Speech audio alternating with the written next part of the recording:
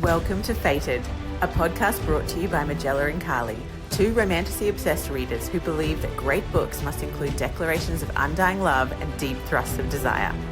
Diving into the spicy, smutty fantasy genre, we are here for both the rattling of stars and headboards, and our podcast starts with the worlds of SJM, but delves into other realms. Did we mention that washboard abs and wands of all kinds are welcome in this inclusive and magically charged space? No topic is off limits, and no one is forced to have only one favourite heroine. Welcome to Fated, where we are unabashedly and wholeheartedly hot and heavy for spicy fantasy fiction. It's time to sit down and smut up. Warning, spoilers ahead.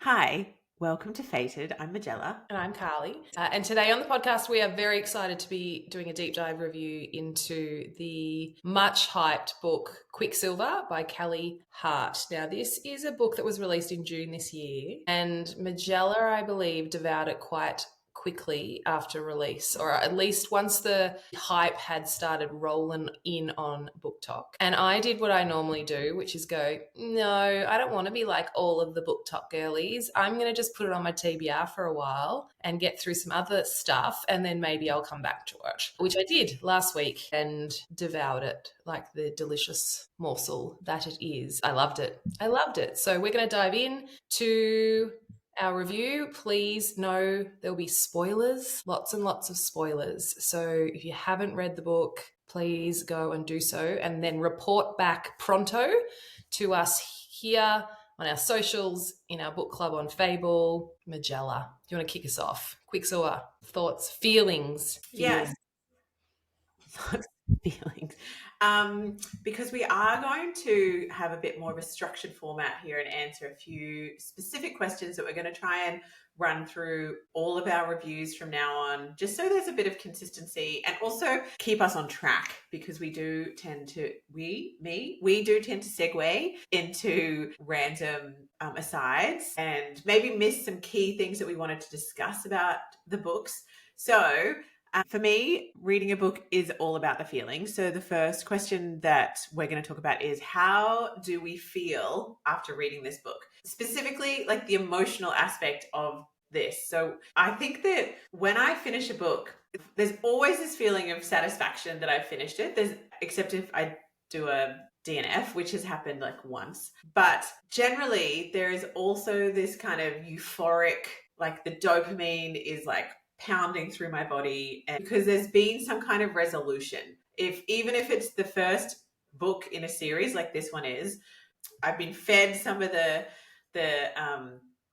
kind of climactic climaxes, because the slow burn turned into a sex scene. So with this book in particular, I feel like it followed that same thing of like, it was a little bit sluggish, slow. I couldn't get into the groove for the first, I think it was probably a quarter. I know it was a little bit longer for you, but I do feel like the benefit of the fact that I read so fast is that uncomfortable stage of, what world am I in? Who are these people? Do I even like them?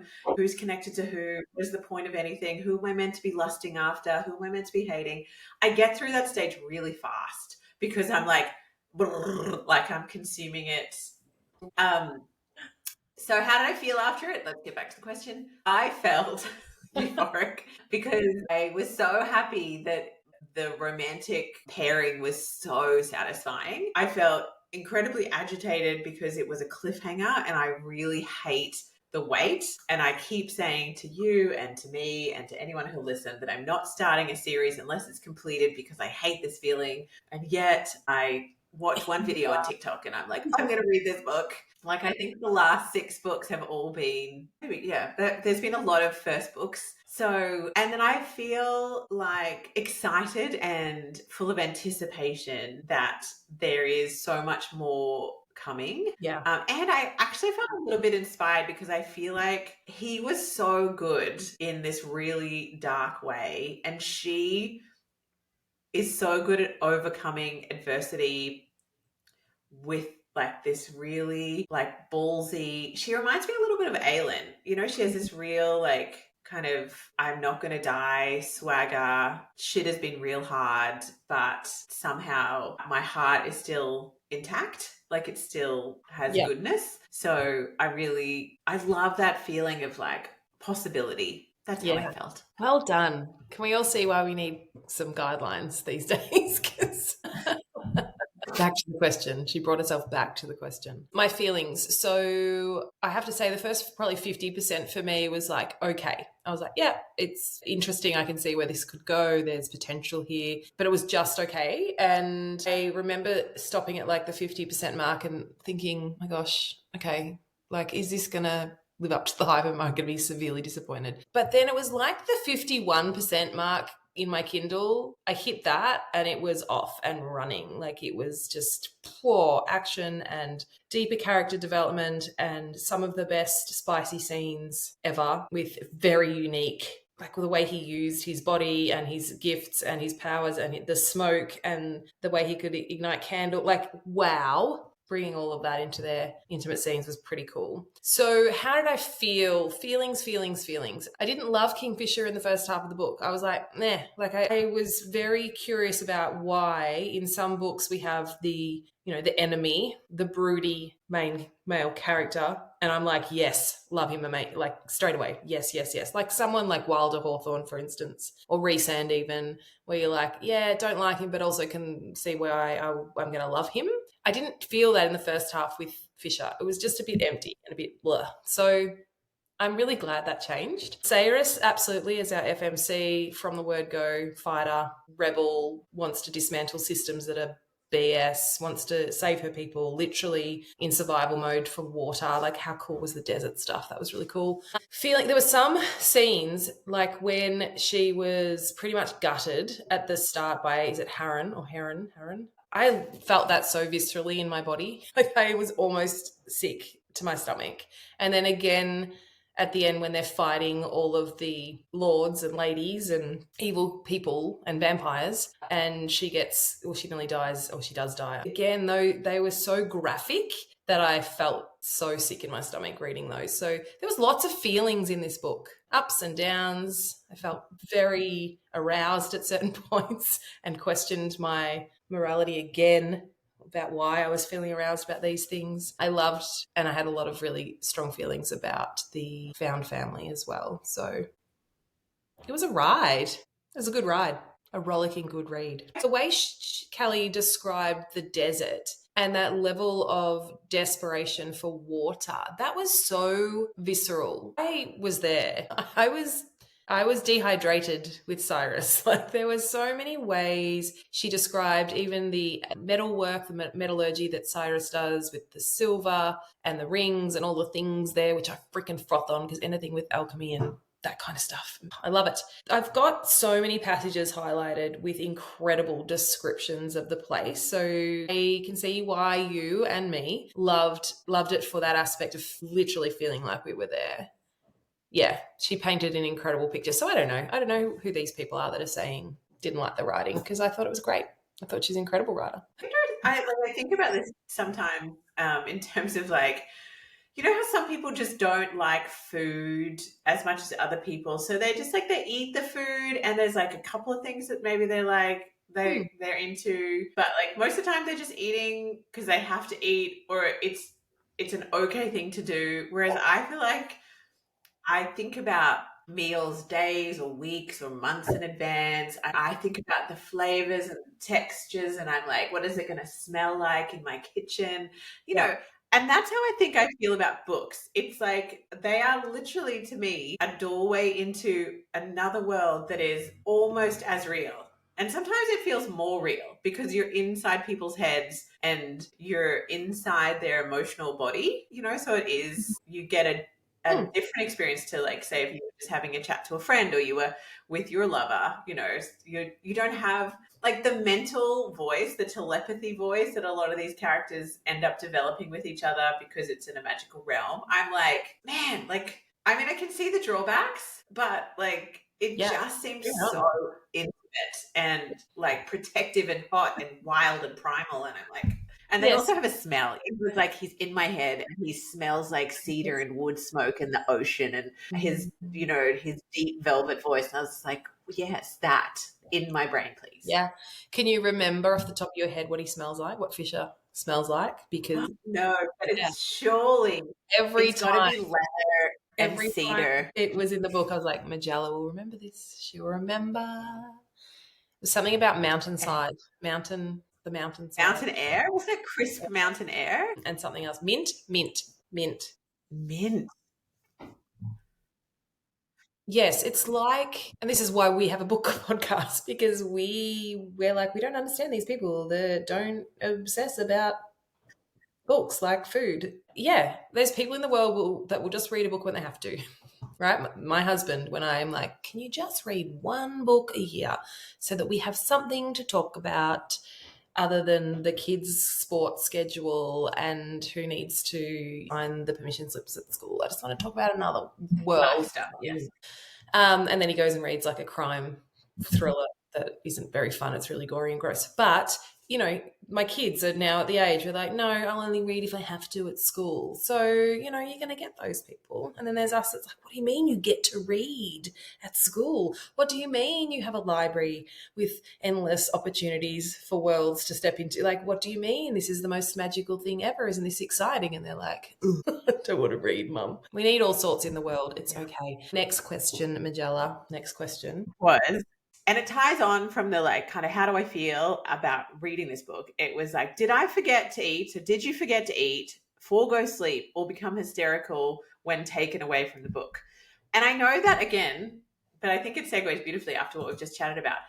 That might sound like we are obsessed with reading, but it is hysterical if we get taken away from the book. But maybe that's a little bit dramatic, but it's that feeling of, and you've mentioned this, I've mentioned this, but when you get to a certain part in the book, you cannot be disturbed. Like there was sections in, some of the Throne of Glass books where you were like, I have to be not near my kids. I have to have this time because it's going to be so intense and I will not be able to straddle this world of being available to people and also experiencing the intense emotions that I'm going to go through because people are going to die or, whatever is happening in that story. And with this one, I feel like I didn't forget to eat because really I should probably take that out. I never forget to eat. Food is very high up on my list of life joys. But I did forego sleep because if I do start reading at bedtime and I'm into it, suddenly it's, 1 a.m. and I'm like, ooh, should I just power through? And hysterical, I do feel like I made sure that I wasn't interrupted for that like last quarter of the book. So I do think that I would have been a bit on edge if, say, I had to go to an event that night or like my partner wanted to sit down and be like, yeah, let's hang out and watch some TV or, chat. And I'd be like, yeah, I'd love to, a bit twitchy. But I definitely forego sleep. I did with this one, I did. Yeah. Okay, I have a funny story. So I read quite a chunk of it on a drive. We drove 3 hours one way and 3 hours home on the weekend to visit family. And so I was reading a lot in the car. And we get to this one of the spiciest scenes. I'm trying to think. I think it was in Ballard when he takes her to the apartment through the portal. And it was so fucking sexy. And I was reading it in the car with my 2 kids and my husband, and it's just weird. It's just weird. So I had to put it down. I was like, I can't. I'm going to save that for later so I can have the facial expressions. My breathing can change. Things can be moving and shaking in my body, and no one in this car will know because it just felt strange. So I decided to savor that and save that for later. I don't know if you've ever had that experience. And then the end battle scene with the labyrinth. I mean, how cool was all of that? The coin and the labyrinth and the power that Fisher had been under with, I can't remember names because I never remember names, but the Vampire King, Malcolm. I definitely wanted that to be uninterrupted time. So I read that in bed. I got into bed early and read that, but I fell asleep with 12 minutes left in the book. So then I woke up and was like, mornings are crazy. Up, kids, school, off to work, and then got into work. And I was like, oh, maybe I can sneak off to one of the quiet rooms and just quickly finish it. And then it was busy at work and I had to wait till lunchtime. And I literally left my work, my desk, went to a cafe to finish this 12 minutes of this book, which I read in about 8. So I wanted to just devour it all in like 2 sittings probably, but life didn't serve me up that time. I did eat, I did sleep, obviously, because I fell asleep because that's what I do.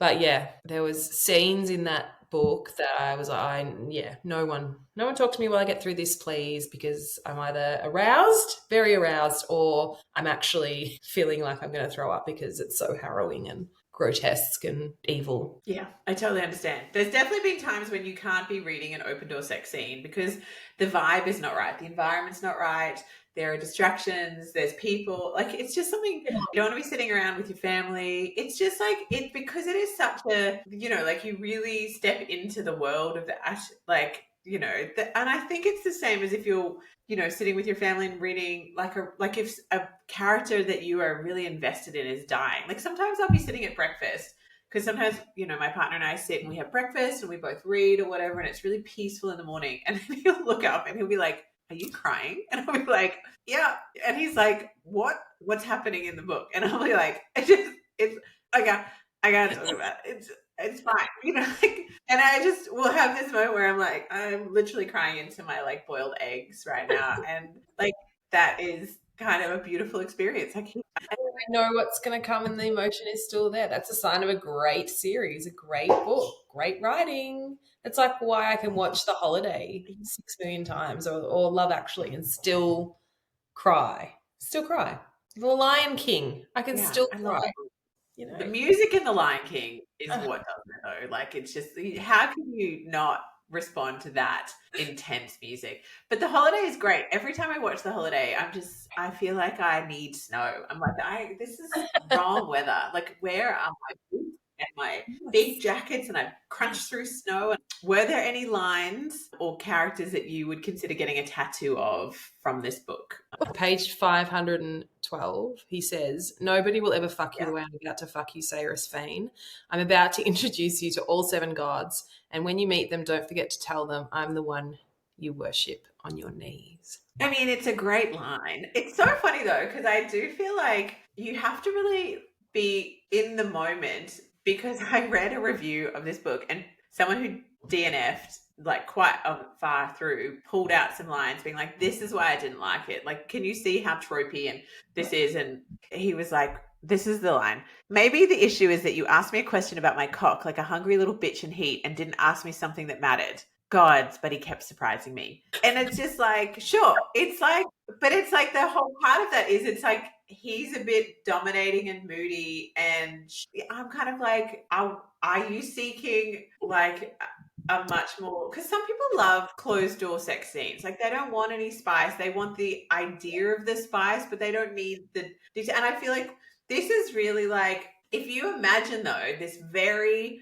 primal sexy man who also has like a tiny bit of his soul like broken away, but he still has this goodness that is woven through him. And then he says like, and he's there and he's like in these boots and he's, he's probably in like fighting leathers and he's got like veins down his arms and he's got like tousled hair and like deep penetrating eyes. And then he says a line to you like that. And how could you not appreciate it? Like the way he delivered it would be so masculine that he's kind of calling her out for being bratty. You know what I mean? Or like she's trying to manipulate him and he's just being like, I mean, you could ask anything. You ask about my cock. So what does that say? And she's just like, yeah.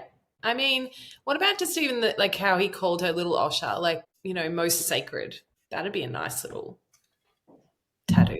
Yeah. Yeah. Yeah. And so I couldn't think of any off the top of my head. Yeah. I don't know that there's any that I'd get tattooed on my body, but there was some great, the banter, the lines that he delivered, the witty, they were quite harsh to each other. Some of the banter was like, whoa, but also like I fucking loved it. And I was like, why do I love that? Why do I love it when they're being so horrible to each other, but I know that they want each other? Yeah, really cool banter. The conversation they had when they were staying in the apartment and he had I don't know if it was like a nightmare, but because the Quicksilver had hold of him and Malcolm had hold of him, and he would have these like almost night terrors and convulsions. And, you know, when she went into the room and she sat on the bed with him in her lap and they talked, and that was such a beautiful scene. Again, another scene I didn't want to be interrupted from, but there was some real great lines in there. The dialogue was really deep and meaningful, and, you know, there was a line, I can't find it now, but where he said, I don't want something, I want real. Like, I don't want the fantasy and I don't want the pretend and I don't want you to pretend that you're fine, I want real. I really enjoyed that line too. I don't think there's anything I'd get tattooed. I mean, maybe a picture of a like little kingfisher bird. Yeah, I also think like it's hard to want to put something that's lifelong permanent after one read Yeah. of a book. You know what I mean? Like, I think, I'm not sure We've this. heard that from others, haven't we? Yeah, because also it's an unfinished series. Like, what if he's the first love interest, and then, you know? So I think that I don't think I would ever personally get a tattoo after a first read, because I'm not that connected and invested yet, unless it was a line that wasn't necessarily like a banter line, but the way they had described a moment or something that was just so incredibly poetic. I mean, you know, I know that lots of people like have live, man, and live, or like they have nicknames for their favorite characters that they have said that they have tattooed. But I think, again, even then, I wouldn't have done it after a first read of Throne of Glass. But maybe we change this question to, you know, what lines sort of hit you in the heart or made you feel something and or tattooed. So there's one on page 397 where, you know, how he kept kind of, he was really clever. And you saw this in the last half of the book. He knew so much more about who she was, obviously, than she did. And he was protecting her from, well, he was trying to protect her from this life and being stuck in this realm and all the evil things that he predicted was going to happen. But when he was using these analogies of the butterflies, and she was thinking that he thought she was weak, and she said, I'm not weak, Fisher. I'm not like those butterflies, pathetic, hatching and dying in the cold. And I just love this when he said, not you, me. He thumped himself in his chest, suddenly furious. It's my weakness and my vulnerability. I've known for centuries that you were coming, that you were just going to show up one day and change everything. You're the chink in my armor, Cyrus. The soft spot where the knife slides in. You are the thing that Malcolm will hurt to hurt me, and I couldn't fucking bear it. And I told you that those butterflies he's referring to, that they hatched and died in a day, but I was being cruel. I didn't tell you about them properly. And then he talks about those butterflies, Oshelleth butterflies, I think they were called, and how they live, and that warriors go in and like try to protect them from the cold so they can live. They don't live for a long time. But like there was this incredible story, and I was like, oh my God, I remember my jaw just being like open, like, oh my gosh, Callie Hart, how do you think of this? How have you created this? How have you weaved this into the story so seamlessly and so beautifully? And that's where, you know, when these people review this and they say the writing's bad, I'm like, did you read the bit about the butterflies and how they hatch and how the warriors go in and protect them with their bodies and keep them warm, and like how that's linked to her, and he sees her as incredibly strong, and he sees him.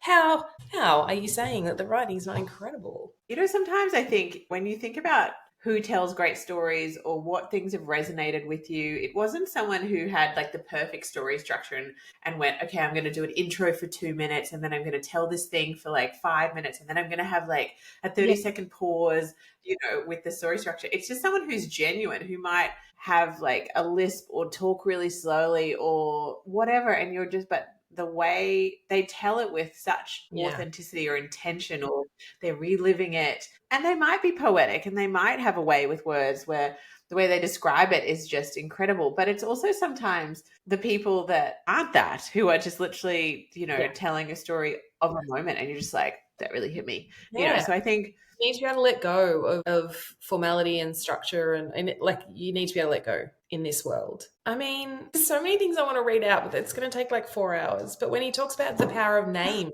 like just her name and how sacred it is, and that, you know, in the Fey realm, Evalia, all names hold power. Every name means something. We have true names that we don't share with anyone. You know, I don't know. I love the lore of that. I love I'm just constantly amazed how these authors come up with this stuff. It just blows my brain. And, you know, he couldn't say her name, and that's why he told her all these other names. He couldn't say her real name because it was just so special and sacred, and he didn't feel worthy of that. Like, fucking come on. give me more of that. I don't care if there's not a comma in the right place as he's declaring that to her. I don't give a shit. Like, I'm there in the Yeah, emotion of the moment. that's right. Exactly. With so many things in life, people kind of focus on things that I think don't really matter for a variety of reasons. But I just think the reason why we love reading, and especially we love reading romantasy and fantasy, is that it's a way to step through a doorway into another world. So, like, the same with romance, which I haven't read as much Let of, but go of it. even when you read an autobiography or a thriller or something, it's a way to allow you to experience a different aspect of life through someone else's eyes. But with romance and fantasy especially, I feel like it's, for me, it's the combination of a different world, a life that is not like my own at all, in terms of, like, there's always hardship and fighting and travel and sort of like trauma to overcome, usually to a level that I can't even fathom. And that, and you wouldn't want to be dealing with that trauma in an everyday type of life, because it would really impact how you are. But because they are often faced with life and death all the time, it also makes things much more immediate and much Yeah. more intense. Anyway, so this is the question that we just answered was, do we love the writing? Yeah. And I think we I both mean, answered that. have you ever, the way she described an orgasm, I have to talk about this because I highlighted this and I wanted Sure. to let people highlight this. There were quite a few moments where I was like, holy shit, this writer has described that emotion or that experience, that body sense so spot on. Like, that is exactly how it feels in the body. And Callie has done it in such, I don't know, I was like, there was so many times I was like, hang on, I've never heard anyone describe it like that, but it's so true. And there was, as I said, lots of instances of that, but the one that really stood out was the one of her orgasms. The way she wrote, like, okay, here we go. My orgasm obliterating my ability to think. Like one of the avalanches that I'd seen racing down the face of the mountain that I cannot pronounce. It slammed into me and swept me away. Then he followed. He had his release. When he came, the sound of his breathless, furious cry made the panes of glass in the window frames shake. But that, like one of the avalanches that I'd seen rain, like that kind of description, there were so many times like, holy shit, I've never heard anyone describe it like that, and yet it's so correct. Don't know if you had that experience, but I was like, oh, yeah, that is, how they just sometimes say she screamed and the pressure built up and then there was release and her heart rate, like it's very repetitive in some of these books. Whereas I feel like Callie Hart just pulls these incredible analogies and expressions and just like, oh, that's exactly what it feels like. Yeah, I mean, there's not many sex scenes that I can think of off the top of my head where I thought that's a bit repetitive, or like that's not how I describe it. I actually find they often go a little bit the other way, where it's like I'm just like, are these orgasms real? Because like it'll be like, it's like her cell shattered and like went out into the atmosphere and came back together with tiny bits of stardust in them. And I'm just kind of like, is that every time? It's like, is that what you're having happen every time you have an orgasm? Because like, I need to find one of these sword wielding, like, magician warrior princes, if that's the case, because Yeah. like, Of course we do. I do feel like when people scream, it seems a bit like every time, like and also like, I mean, I understand that like maybe it's okay, but if they're in like a camp or they're in a castle and there's like rooms next, like this person is like, and the way they're describing the screams, she screamed as he plunged his depth into, just be like, in my mind, sometimes in that moment, it's almost like a panicked scream where she's like, it's just, I'm like, oh, screaming, like this scream. But don't you love like, it when they've got the magic power, which Fisher does, to throw up a sound barrier basically and protect? yes. Rhysand can do that. And also in the Guild series can do that too. Oh, that too. Like, how cool's that? But yeah, there was that. There was other moments in the book where she was just describing the feeling of love, like love penetrating your heart and how that felt and how that dissipated through the body. I just was really impressed and frothing on those descriptive moments. So I've highlighted a whole heap of those. I won't put you through listening to me repeat them all, but if you've read the book, you'll probably know the bits that I'm talking about. Love it. Well, I think that people can listen to them if they want to. But yeah, I mean, for the sake of time, because we're keeping this real short, Carlie. The next question is, was there anything missing for you? Was there anything missing? No. I always say no. See, I think this is a hard question to answer by the end, because for me, by the end, I'm in the rush. I'm in the waterfall, dopamine. Oh my God, all the threads have come together enough to get me onto the next book. But there's been resolution, there's been highs, there's been lows. People survived things that I wasn't sure if they were going to survive. Like we've had some, acknowledgement of love or connection or whatever. So I feel like, and also I think with the missing, what's missing for me is like, I do wish that there was some way to get over that initial hump of getting into a new world, but I don't know how that happens. It just happens with every book because your brain has to kind of orient to like a new landscape, a new world, new positions, politics, people in power, family dynamics, history, blah, blah, blah. So for me, there wasn't anything missing. But and it's only book one, right? So this is book one in the Fae and Alchemy series. So there's things I still want to know about, like her brother and Elroy and what's happened back in the human land, and obviously what's going to happen now that we're left with that cliffhanger kind of moment of her realizing that she's going to be crowned the queen of vampires. So there's things that I still want to know, but because I know that that's coming in book two and potentially, I don't know, book three, however long she runs this series for, there was nothing really. No, it hit all the tropes for me that I love. I love, as I said, the metal sort of side of it, the metallurgy, the alchemy. I was happy. It's very satiated at the end of this book. Which is what you want from a reading experience, right? We're not looking for something unachievable. We're looking for a certain, to be gifted something, like to feel something, to experience something. It was actually, can I just say, I was actually more than satiated. I was really thrilled that a BookTok hyped up book actually lived up to the hype. Yeah, that is how I felt at the end. I was like, oh, finally, there's been so many this year that are like, meh. And this one definitely lived up to the hype. That was great. Yeah. So that was one of the questions. Did it live up to the BookTok hype? Because, there's that thing at the moment where it's like, has it been overhyped, underhyped, or appropriately hyped? And I feel like this one was appropriately hyped. I don't think it was underhyped, and I definitely don't think it's overhyped. It was appropriately hyped because I feel like it definitely made me want to read it because of all the BookTokers talking about it and how great it was and blah, blah, blah. And then I read it and I was just like, yes, that gave me what I thought it was going to give me from the BookTok hype. Yeah, I agree. And the last question is, has the male love interest, so Fisher in this case, has he replaced anyone in your top 10? I don't even know. I need to get my top 10 out. I feel like he did, actually. Mate, so when you read this was Majella's review. It was excellent, 5 stars, and Fisher has just gone to the top of my book boyfriend/husband list. I was like, as if, like, really? And I remember it was definitely reading Wilder Hawthorne and Legends of Thesma. I was like, really? Better than Wilder? And you were like, yep. Or just as good, like up there. And I was like, holy shit balls. Okay. there's so many good ones. Like, I just think so many men. Wilder and Fisher and Raphael, he's from the Angel Guild series.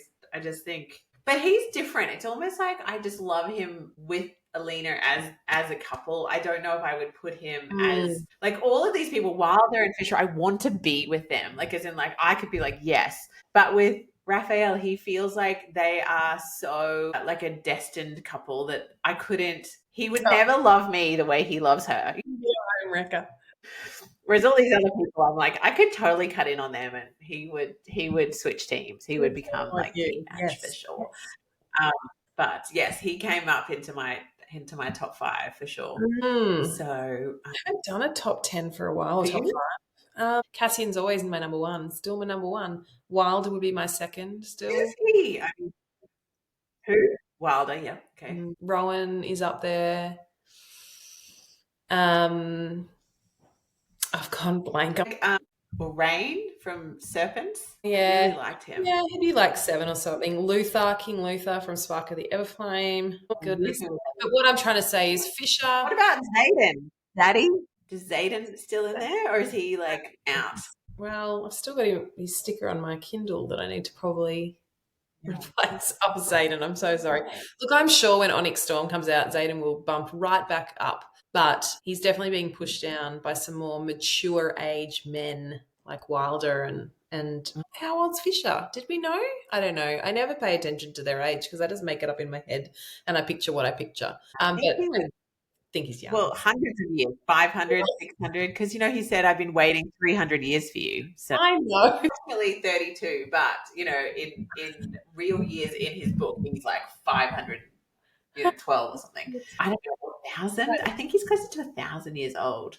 He's been waiting a millennium for her. Oh my goodness. He still seems like 22. 22. No, he seems a bit older. I think he's like 32. It feels like he's in his 30s for sure. Hey, he's too beaten down. He's got a lot on his shoulders. That's not a 22-year-old burden. He's in his 30s. He's probably even closer to 40. He's probably our age, Carlie. It's probably very age. No, I disagree. There was no description of stubble on jaw or like crinkly eyes or he was not smooth faced. Yeah, he was. Where is this? I think I just pictured the cover guy, which I don't really find attractive. But anyway, I'm going to put him in my top 10. Yeah, another one. Like 8. Okay, even though you don't know who the other 7 are, other than Cassie and Wilder and Luther. Wilder, 1, 2, 3, 4. There's the guy from Twisted Crowns. I can't remember his name. 1, 2, 3. But that's so bad. See, I read a book, love it, and obsessed, and I'll read it, and then they'll say, who are the main characters? I'm like, I don't know. I can't remember. We'll be like, main characters, please. Just let me tell you about the sex scene and what the orgasm was like. That's all you need to know about. Oh, I remember all of that. Absolutely. Okay, I can't believe I forgot that Ash from the Blood and Ash series is my number 1. He is my number 1. Nick Doss. Ash. Yeah. Asher. Okay. Yes. Kingfisher. I found my list. Here we go. Here's my 10. Okay, go. Fisher. Wilder. I've still got Reese up there. And I've got Rowan as 5, Raphael, Zayden, Rune Dannon, Hunt, and Bjorn. And Bjorn's from A Fate Inked in Blood, which I don't think you've read. Yeah.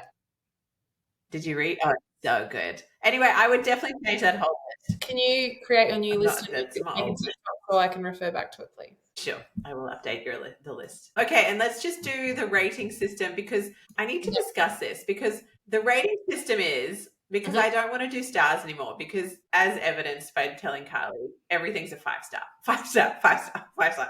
So there's no way to differentiate because I just feel like I cannot tell these authors less than 5 stars because I'm like, you wrote a fucking book.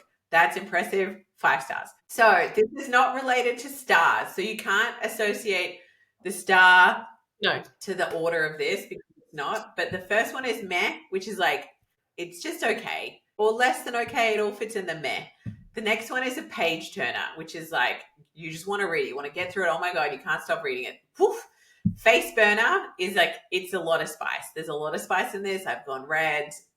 Like, I'm probably breathing heavy. It might be agitated. Cult status is where you're buying into the hype. You're just like, okay, yep, I am one of the groupies. I have become this person's groupie. I will buy their t-shirt. I will tattoo their face onto me.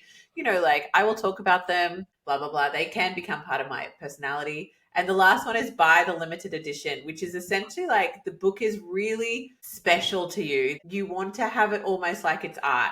And I feel like they can all have a little bit of that, but it'll fit into one of the categories. And buy the limited edition doesn't mean it's better than a page turner.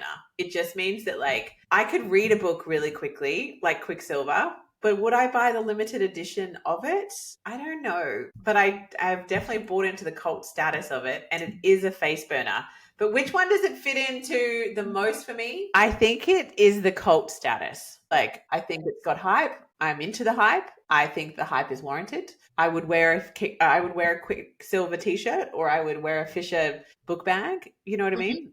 Mm-hmm. I think in my TikTok review, I said I would buy the limited edition, but I do feel like I've reassessed, because to do that, A, it's a big outlay of money, and B, there's only so much bookshelf space, and I really have to love the cover. You know what I mean? Like it has to be so special. Currently, buy the limited editions are basically just Harry Potter and Throne of Glass. I'm not sure I'd buy any other limited editions yet. Okay. Anyway, where does it sit for you? It sits mainly in face burner.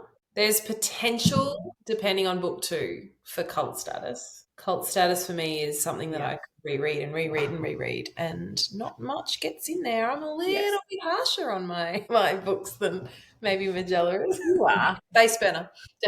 Definitely. Multiple times face burning. So yeah, it was great. Really happy with that BookTok recommendation. Well done, BookTok. You did good. You've redeemed yourself slightly. They did. Can I just say, though, we have been co-reading Quicksilver in our book club this month in Fable. So it was a draw between Quicksilver and A Court of Silver Flames. Silver. I've just realised that. So some of us have been reading it alongside. So if you want to come in and do a bit of a spoiler-free comment about your feelings and how you've enjoyed that book, please join us on Fable. We've got people from Russia, the UK, the US, Europe, Australia. It's becoming quite the little fun romantasy hub to chat about our books. So join us there. It's all free. And yeah, we'll chat to you in the next episode. Ciao, ciao. Ciao. Thank you so much for listening. We hope that you felt like you were eavesdropping on a conversation that you have been dying to have with someone to discuss all the tiny details and possible plot twists of the books that you've recently read. Perhaps you don't have someone to chat to after you finish one of those epic books, so please give the show a follow and we would be honoured to be your book-obsessed friends. But mostly though, we hope it was fun, it gave you a giggle, it made you gasp or encouraged you to pick up a different author. Please share it with someone who you think would also love it, and drop us a review, letting us know what you loved and what you want to hear from us in the future. We will be back with another episode soon. Happy reading.